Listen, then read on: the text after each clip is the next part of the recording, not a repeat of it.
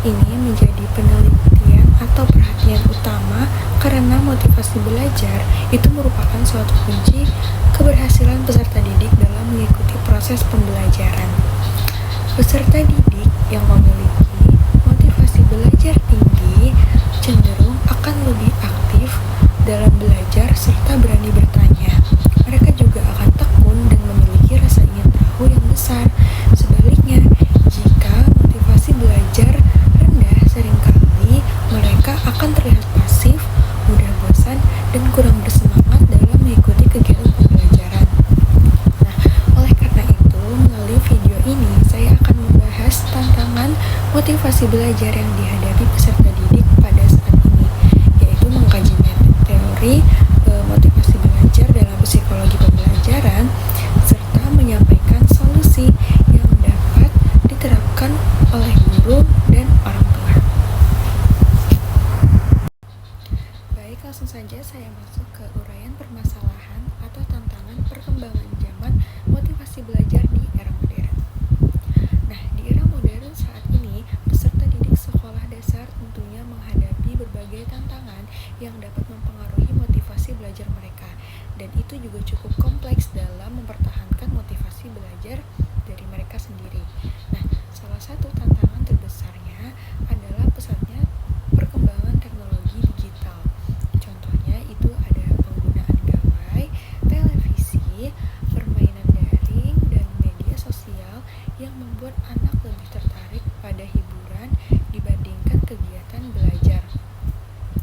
Kondisi ini akan menyebabkan anak menjadi mudah terdistraksi, sulit konsentrasi, dan cepat mudah bosan dalam mengikuti kegiatan pembelajaran di sekolah maupun di rumah.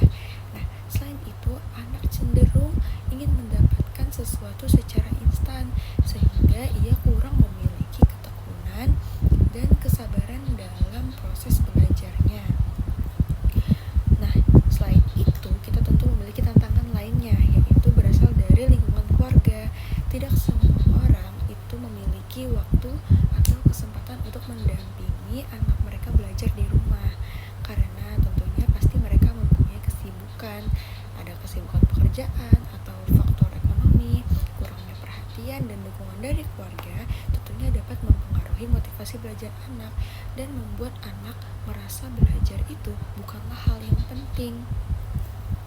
Lalu di lingkungan sekolah, metode pembelajaran yang monoton juga bisa menjadi salah satu faktor penyebab kurangnya motivasi anak tersebut. Karena dari metode belajar tersebut, guru kurang bervariasi. Nah, tentunya itu juga dapat menurunkan motivasi belajar anak.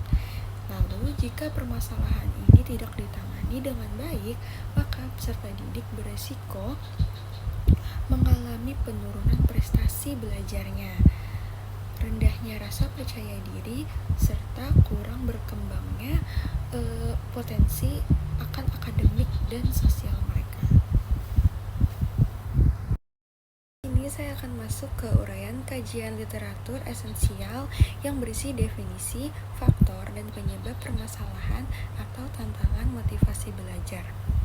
Nah, motivasi belajar itu sendiri merupakan salah satu konsep utama dalam psikologi pembelajaran. Motivasi belajar itu juga dapat diartikan sebagai dorongan internal maupun eksternal yang mendorong peserta didik untuk melakukan aktivitas belajar secara sadar, aktif, dan juga berkelanjutan guna mencapai tujuan tertentu.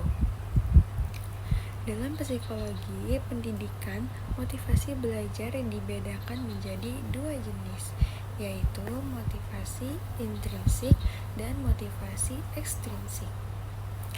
Motivasi intrinsik adalah dorongan yang berasal dari dalam diri peserta didik tersebut, seperti rasa ingin tahu, minat terhadap pembelajaran, serta kepuasan pribadi ketika peserta didik tersebut berhasil memahami sesuatu materi.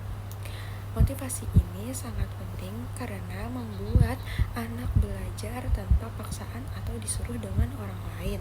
Nah, sementara itu motivasi ekstrinsik adalah motivasi yang berasal dari luar diri peserta didik, seperti pujian dari guru, dukungan dari orang tua, pemberian lingkungan belajar yang menyenangkan. Nah, pada peserta didik sekolah dasar, motivasi ekstrinsik memiliki peran yang sangat besar karena anak masih sangat dipengaruhi oleh lingkungan. Maksudnya sangat dipengaruhi oleh lingkungan sekitarnya.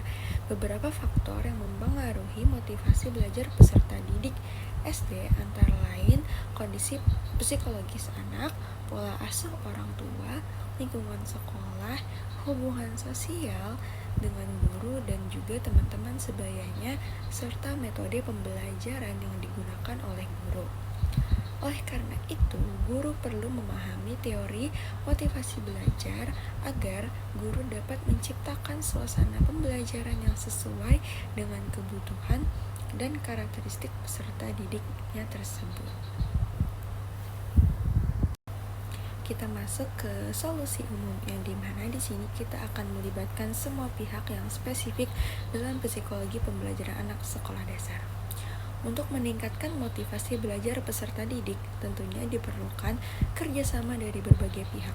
Secara umum, tentunya guru memiliki peran yang penting dalam menciptakan suasana belajar yang menyenangkan, aman, dan tidak menekan. Guru dapat menggunakan metode pelajaran yang edukatif, contohnya seperti pembelajaran berbasis proyek, lalu diskusi kelompok, serta penggunaan media pembelajaran yang menarik dan juga kontekstual. Orang tua tentunya juga memiliki peran yang sangat penting. Orang tua diharapkan dapat memberikan dukungan secara emosional kepada anak, perhatian dan pendampingan belajar di rumah untuk membentuk anak dan juga memberikan pujian, bukan hanya dari hasil belajar, tentu juga prosesnya, agar menciptakan suasana belajar yang menyenangkan dan tumbuh semangat dari anak tersebut. Secara spesifik, pembelajaran anak SD, guru dapat menerapkan penguatan secara positif, memberikan umpan yang baik, serta membangun dan mengenali bagaimana potensi dan kelebihan dari peserta didik tersebut.